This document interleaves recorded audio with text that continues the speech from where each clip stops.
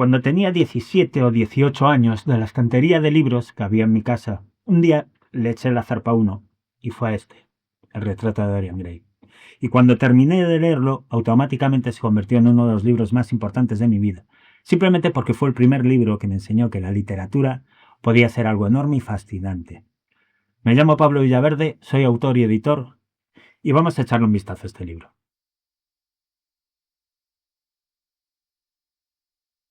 La novela, sin entrar en el argumento, que así evitamos spoilers, quien la haya leído evidentemente ya sabe de qué va, y quien no, bueno, seguro que hay mucha gente que sin haberlo leído ya sabe un poquito de qué va la cosa. Reposa principalmente sobre tres personajes. Dorian Gray, que es el personaje retratado, Basilio, que es el artista que retrata a Dorian Gray, y hay un tercero, que es Lord Henry, que es un personaje de la nobleza, de la alta alcurnia de la época. El libro está ambientado en la época victoriana. Y de estos tres, yo creo que sería interesante detenernos en dos de ellos, que a mi parecer son los que tienen un poquito más de chicha. En las Metamorfosis, Ovidio nos cuenta que Eco era una ninfa muy dada a la verborrea. Y Júpiter usaba a esta ninfa para entretener a Juno, que era su mujer, mientras él se iba de ninfas por ahí. Y un día, mientras Eco le estaba metiendo una tremenda brasa a Juno, Juno dice, ostras, espera un momento, que a mí esta tía me está metiendo una chapa, que lo flipas, para que yo no me dé cuenta de que Júpiter se lo anda pasando pipa por ahí. Entonces, ¿qué hace Juno? Castiga a Eco. ¿Cómo la castiga? Echándole un embrujo de tal forma que lo único que pueda decir a partir de ese momento es repetir la última o las últimas palabras que escucha de su interlocutor. Un día, después de esto, Eco, caminando por la campiña, reparó en la presencia de un joven que andaba por allí de caza. Ella se escondió, se puso a espiarlo y vio que era un joven realmente hermoso. Era Narciso. Ella le estuvo siguiendo durante todo el día, y Narciso, notando una presencia en el bosque, preguntaba: ¿Quién es? ¿Quién es? Recibía por toda respuesta. ¿Hay alguien ahí? ¿Alguien ahí? Volvía a repetir Eco. Al final del día, Eco se mostró a Narciso y quiso abrazarlo.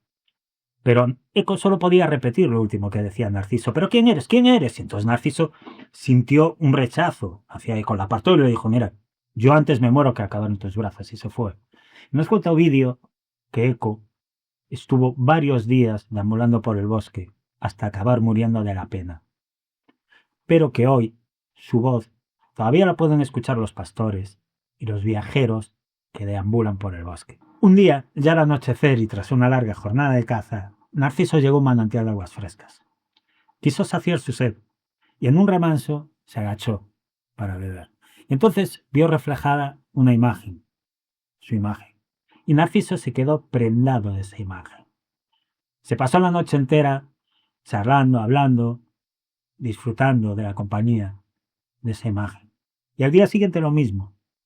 ¿Qué afinidad tengo con esta persona, con ese ser que está ahí? Una afinidad que Narciso no tenía con ningún otro ser vivo de la tierra. Volvió a llegar la noche, Narciso se sintió juguetón y quiso besar a esa imagen. Entonces, lo único que notó fue el frío del agua. Qué cosa tan extraña. Quiso abrazar esa imagen, metió los brazos y lo mismo, volvió a sentir el frío gélido del agua. Entonces Narciso quiso profundizar más en el asunto y tanto profundizó que se ahogó y que murió. Nos cuenta Ovidio que de ese lugar brotó una flor a la que llamaron Narciso. Y ahora, para que se pueda ver cierta analogía entre el comportamiento de Dorian Gray y el comportamiento de Narciso, os leo un breve extracto en el que nos cuentan cómo Dorian Gray, una vez, en un gesto infantil de narcisismo, había besado o fingido besar aquellos labios pintados que ahora le sonreían tan cruelmente. Mañana tras mañana se había sentado frente al retrato, maravillándose de su belleza, casi enamorado de ella. Bueno, pues yo creo que este extracto sirve un poco para ilustrar cómo Oscar Wilde bebe bastante del mito de Narciso para confeccionar a su personaje de Dorian Gray. Y a nivel moral, el relato va a bascular mucho entre el comportamiento narcisista de Dorian y el comportamiento de Lord Henry, que vamos a pasar a ver a continuación.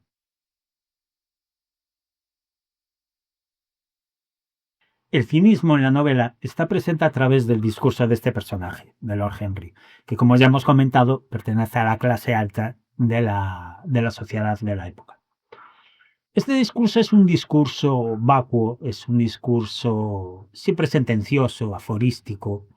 Es un personaje que parece tener siempre muy sospechosamente claro todo lo que dice, pero que si desgranas el contenido de ese discurso, vas a ver que es un discurso que a nivel formal es muy agradable. Es como un regalo que viene muy bien envuelto, pero que en la caja, dentro, no hay nada. Dorian Gray y Lord Henry se conocen ya al principio de todo de la novela.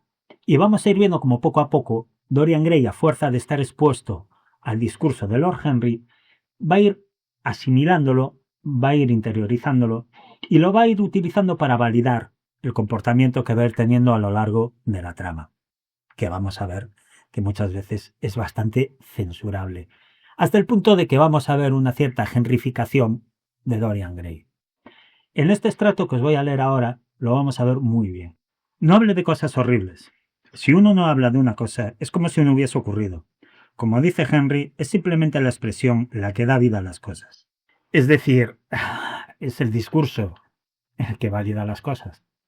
Aquí ya vemos cómo la novela efectivamente se está moviendo entre el narcisismo y el cinismo, que son dos bebidas que a mi entender mezclan bastante mal. Vamos a leer otra pequeña cita en la que vamos a ver cómo el cinismo de Lord Henry tiene muy buena acogida en la sociedad de la época, pues en una cena que organiza una anciana señora de la clase alta del momento, la señora dice esto. «¡Qué cínico es usted!», exclamó la vieja señora, retirando su silla y haciendo una señal a Lady Ruxton. «Tiene usted que volver a cenar pronto aquí. Es usted un tónico admirable, mucho mejor que el que me receta Sir Andrew. Pero tiene usted que decirme con qué personas le gustaría encontrarse. Quiero formar una reunión deliciosa». Y hasta aquí lo que me parece más reseñable de esta segunda lectura que hice del libro. Una lectura que ha sido más sosegada que la primera, porque a mí la primera vez que leí este libro me hizo moverme mucho, ¿no? Y de hecho, a mí lo que más me gustó, más me llamó la atención cuando leí el libro por primera vez, fue el personaje de Lord Henry. A mí me había fascinado. En esta segunda lectura, pues ya no tanto. Pero ha sido una segunda lectura muy agradable. Obviamente, la pluma de Oscar Wilde es una de las plumas más afiladas de la historia de la literatura universal. El libro es una gozada de leer. Pero ha estado muy, muy, muy bien. Sí que había cosas de las que no me acordaba. Entonces la he disfrutado muchísimo. Más la primera vez. A estas alturas, pues uno ya ha leído unos cuantos libros que yo considero que son muy, muy, muy buenos, a la altura de este retrato de Dorian Gray, sin duda, ¿no? Pero ha estado muy, muy bien. Disfruté muchísimo. La narrativa es súper fluida. Es una gozada y quien no la haya leído, pues yo se lo recomiendo encarecidamente.